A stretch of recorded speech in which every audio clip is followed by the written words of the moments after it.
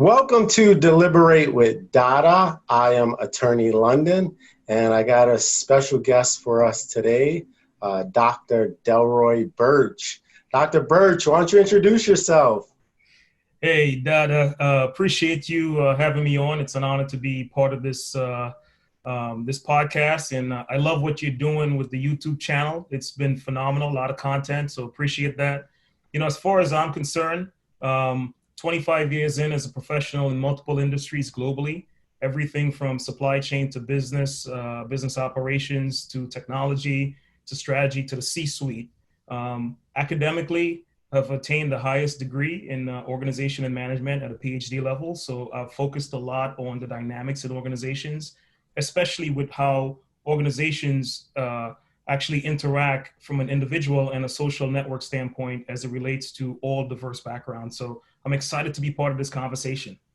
Thank you. I appreciate you joining us. So the world knows you as Dr. Birch, but you're a longtime brother of mine, friend of mine, mentor of mine. So if you don't mind, I'm gonna call you Dell. No doubt, man, 100%. Let's keep it real. Right. So let's get into it. So the world recently with the killing of George Floyd seemed to have a reckoning on race.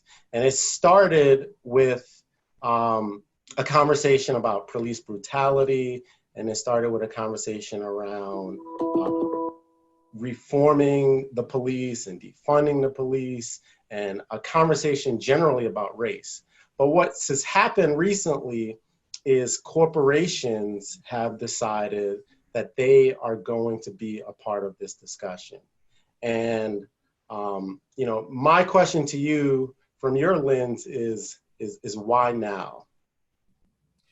Yeah, that's a phenomenal question, and I like the fact that you get right at it. You know, there's many different pillars and anchors, or whatever terminology you want to use to kind of unpack this, right? So one, there's a financial aspect to it. Two, there's a demographic aspect to it, and then three, there's an overall organizational dynamic aspect to it. So let me unpack each one.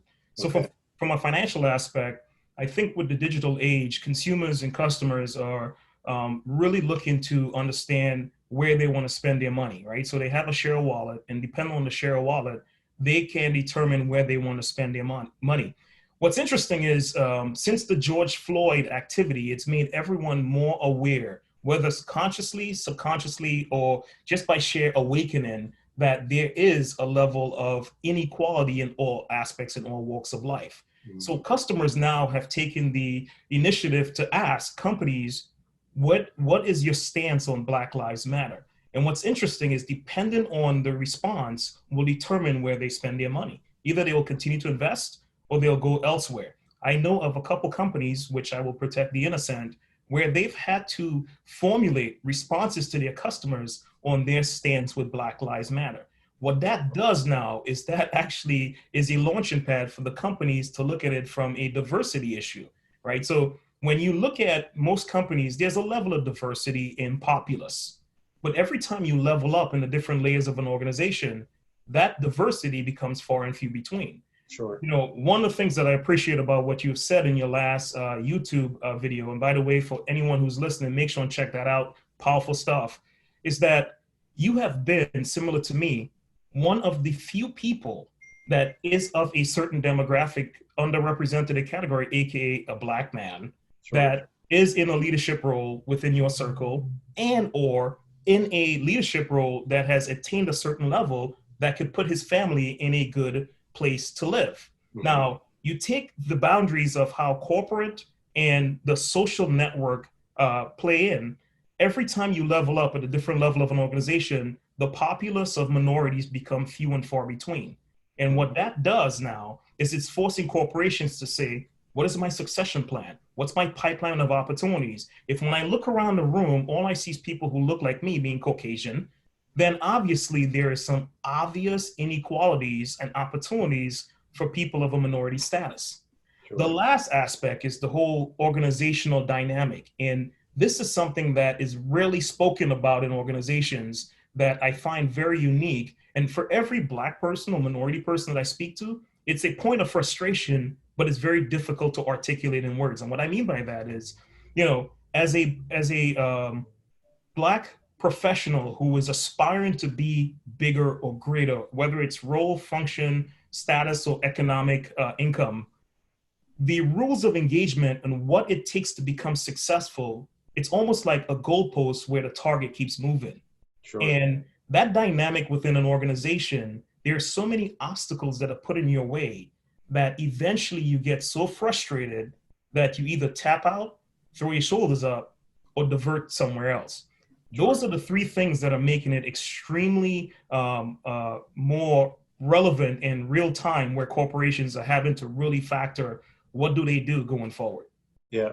So you mentioned, companies having to come up with a strategy on the fly to document where they stand on Black Lives Matter. How much do you believe cancel culture and the social media and the power of this generation to just be like, you're done? Like, we don't like your response to a particular scenario, or we don't like how you treated this individual customer or this individual employee. How much of that you think factors into it? A lot. It's a lot because the old adage, you will tell less people where you had a good experience and more people where you had a bad experience. Sure. I'll tell you this: there's been a terminology that's been more prevalent in the business world today: consumer experience, customer journey, understanding the sentiment of the customer. That is at the forefront of most companies today. Now, historically, it's just been net promoter score, but it's gotten to the point where understanding the sentiment and the buying behavior and the things that make a customer want to shop and do business with you, it's more alternative-based data that is behaviorally based. So the cancel culture in the digital age has a huge influence on corporations actually paying attention to everything. So everything that you're mentioning, where social media is blasting certain companies about their stance, that has a direct impact on consumer sentiment, promotability, loyalty, satisfaction. Those are actual metrics that corporations factor as part of their strategy. And some of the publicly traded companies, it's even mentioned in their 8K and their 10K filings. So it's that important.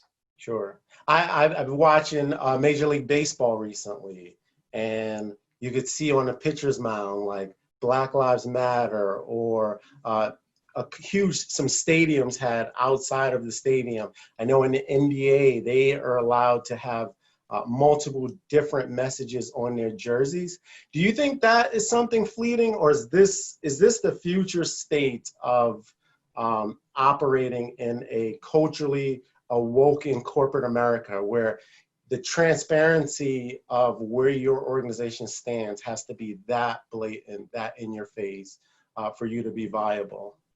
I do think that, and first of all, good analogy and good comparison, because the sports world definitely has a platform, so it's easy for the players, and then there's the whole union aspect that represent the players. In the corporate world, I think we have a lot of work to do. And I'm speaking corporate globally. And the reason I say that is because there are so many policies that represents the face and the brand of the company, where no one associate, no one employee is bigger than the brand.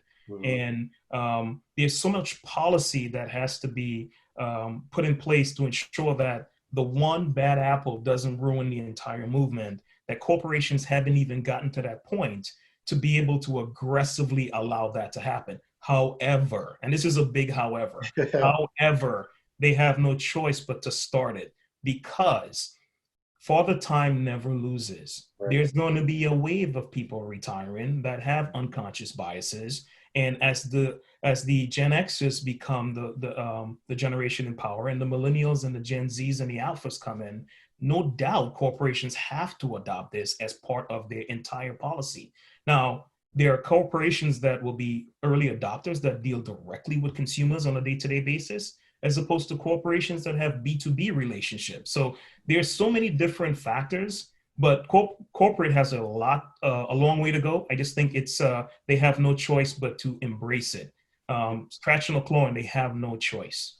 It's funny you say that, that corporations have a long way to go, because I actually, and I cover this in the corporate support for Black Lives Matter. while corporations may have a long way to go, I actually think there's no one better equipped than corporations. When it's like, could you rely on the government to make this shift, or is it going to be corporations? When I think about the financial sheer resources of major corporations, when I think about their capabilities from a technology standpoint, when I think about the human resources, their ability to research, analyze data, and boil like what diversity and inclusion can mean to your bottom line and the impact that it can have on growing the future of your business, I think corporations are the best suited to take on this work.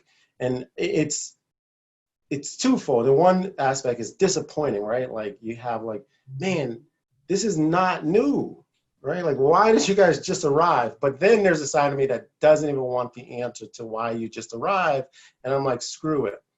Let's just move it forward and let's move it quickly. And let's in the same way we create performance cultures as it relates to financial and bottom line results, let's create some performance-based cultures as it relates to diversity and inclusion. Would you agree that corporations are the best suited to take this on?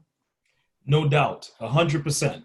And we could see it evident even with the solutions and the effort behind the pandemic vaccine, right? So, there's we're in a mixed economy. So there's the government sector, and then there's the corporate sector, if you will. So public-private partnership, where there's all these movements from the government to focus on pandemic relief and pandemic solutions. But then the private sector, the corporations, Bill Gates, one of the key pillars behind funding and driving a lot of the research for the vaccines is critical. Similarly, in corporate, just business overall, where, to your point, it's not a matter of why now or they just figured it out. Corporate, and every person that's a professional in corporate America will tell you, you get 10 no's before you get the yes, right. Which is a microcosm of Washington.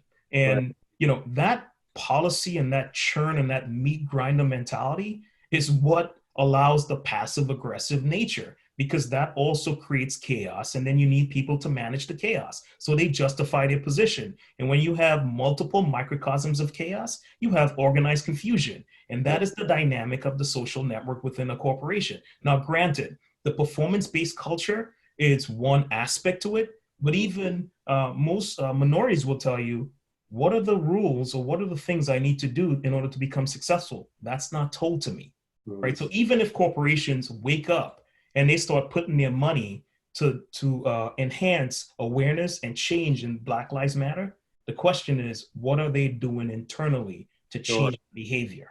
Sure.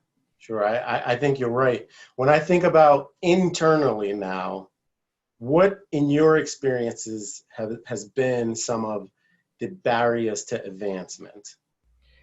Man, that's a great question. And I'll tell you, it's been very diverse, to use the word, as far as barriers. And I'll give you some positive and negatives that have been barriers. Obviously, one of the things that you had mentioned in your last YouTube, shout out to that, man. I thought you unpacked it phenomenally. You hit about 7 points in there that I actually repeat to some of my network. One of them you talk about was, I'm a 6'3", 240-pound Black man. I stay in the gym.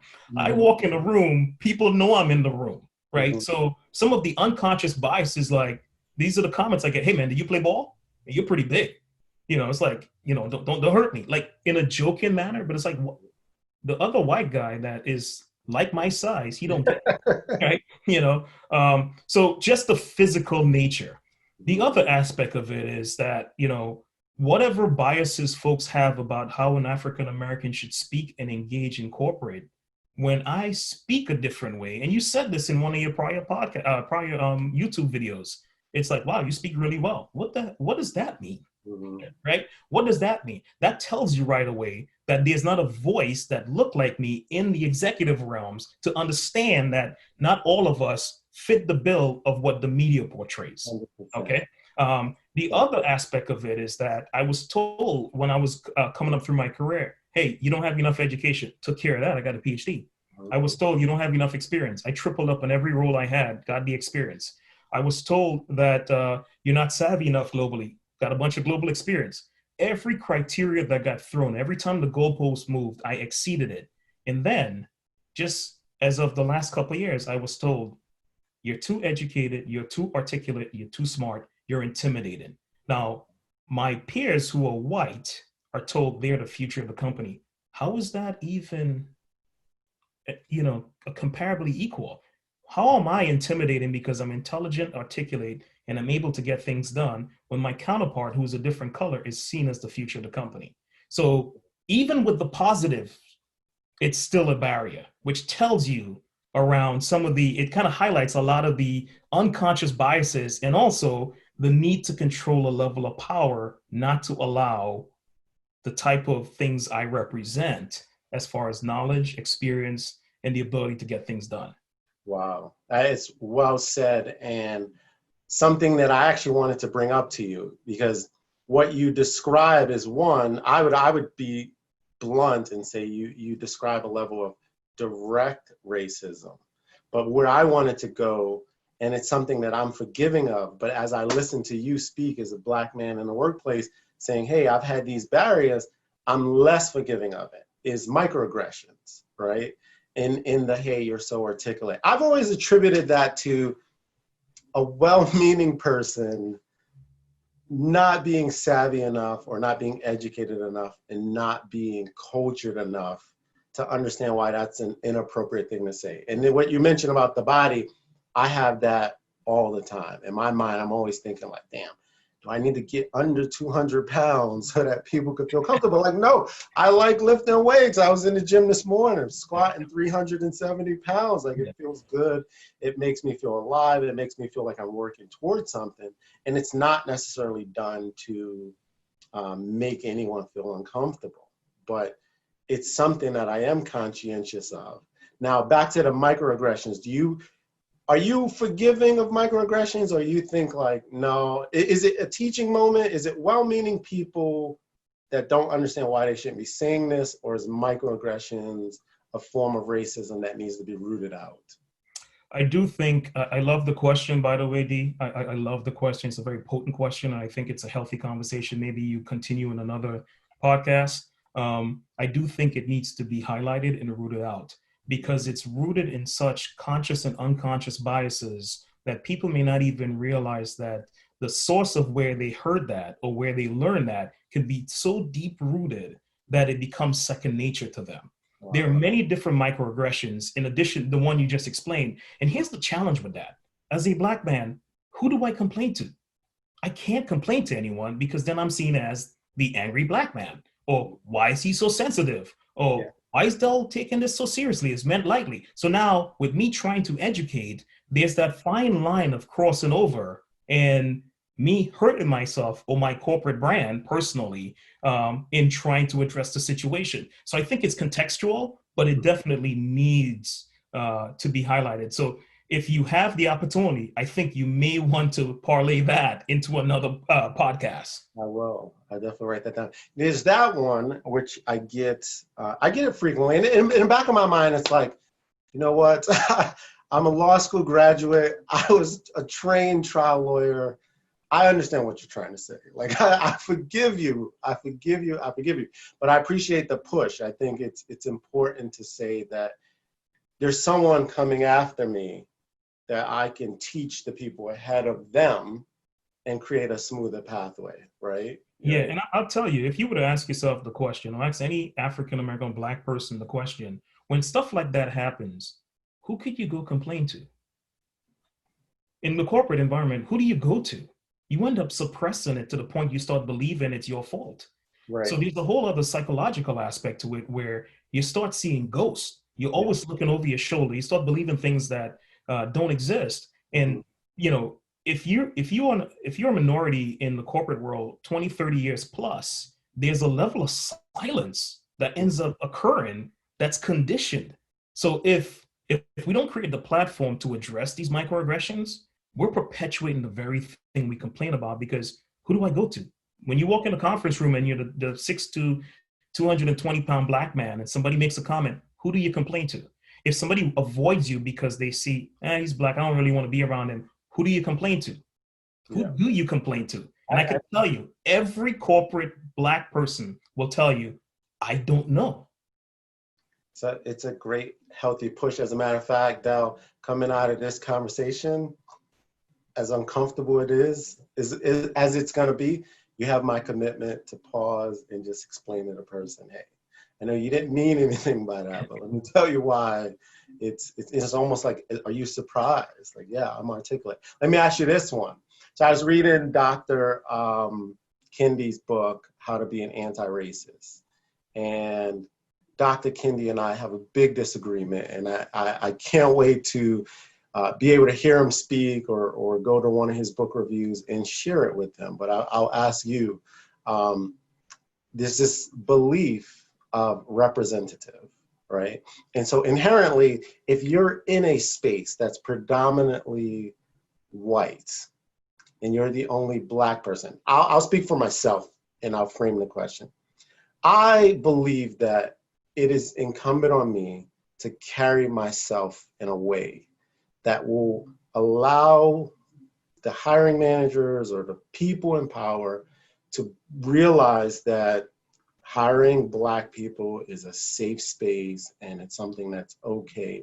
And Dr. Kendi goes as far as saying, I am not a representative of my race. There's going to be times I fall into racial stereotypes. There's going to be times I'm completely divergent from those racial stereotypes, but I am not a representative of my race. I cannot help but believe that I think it's a great point of view and it's freeing and it's uplifting, but I have a hard time walking away and not being conscientious of people that are coming after me and wanting to pave a way. And it can be crippling. You know, you talk about barriers, like that's a barrier that no one's ever going to address, like operating in a space where you constantly feel like you're being this perfect individual and you're landing every word perfectly so that everyone has a level of acceptance for Blacks. Yeah. That makes sense. It makes a lot of sense, D, and it's such a valid point. You actually hit on something else, and that's why I love your last YouTube video, because it was rich with Dr. Kendi stuff, and it was you unpacked it from a point of view. My stance resonates with where you are. Unless you've lived in corporate at a high level, you don't understand what you just said. It's easy to look at it at a surface level.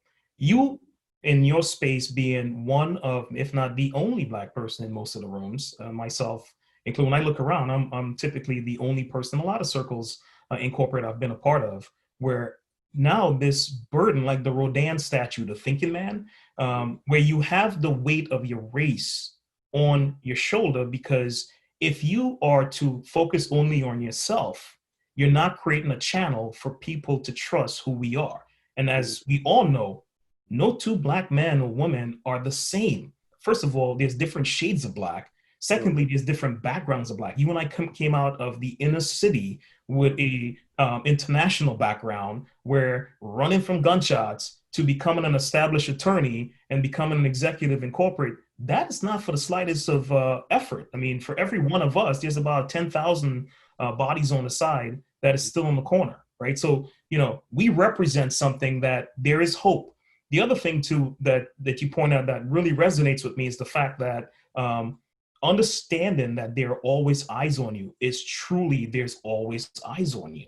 Because in the corporate environment, it is easy to make a career around critiquing other people's work and critiquing what other people say, rather than leading in as the example. And unfortunately, we have to lead by example, because not only are we being critiqued by the other races, we're being critiqued by our own race, where they either call us, wow, man, come on, you're not keeping it real, or it's like at least one of us is getting a shot, right? So regardless of the views, and again, like I said, I hope you unpack this in future sessions, man. This is something that there's so many layers. There's not an easy answer, and there's the reason why I'm saying corporations have a long way to go, but we have to keep it at the forefront. Yeah, I appreciate hearing you say that. And again, when I hear Dr. Kendi say he's not a representative of his race, it's freeing. Like, it's definitely an uplifting concept. But I'm with you. Like, I think we are pioneers. You know, we are trailblazers. We're creating opportunities, and I'll continue to think that way. I think I would love to get to that freeing place ultimately. I think it's healthier, 100%. I think when you think about some of the negative impacts that being in these environments that lack diversity, right? You could have a feeling of belonging or not belonging. You could have a feeling of depression, anxiety, this constant being on, which could be physically daunting. So I certainly appreciate the thought process that Dr. Kendi has, and I will unpack this a little bit more, but I appreciated your point of view as well. Thank you for tuning in to Deliberating with Dada, Being Black in Corporate America, Part 1. Please like, subscribe, comment, and come back tomorrow for Part 2 of Being Black in Corporate America with Dr. Dellroy Birch.